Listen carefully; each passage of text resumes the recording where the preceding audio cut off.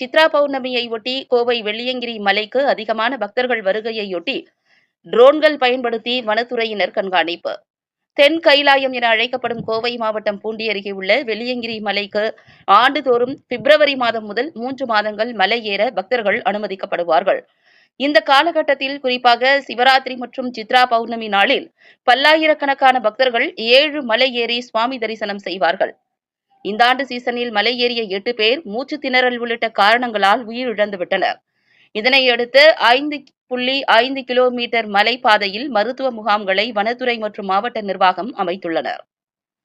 இந்நிலையில் இன்று சித்ரா பௌர்ணமி என்பதால் அதிகமான பக்தர்கள் வரக்கூடும் என்பதால் பக்தர்களை கண்காணிக்கவும், கடும் வெயில் நிலவுவதால் காட்டுத்தீ ஏற்படுவதை முன்கூட்டியே கண்காணிக்கவும் வனத்துறை சார்பில் ட்ரோன்கள் கொண்டு கண்காணிக்கப்பட்டன.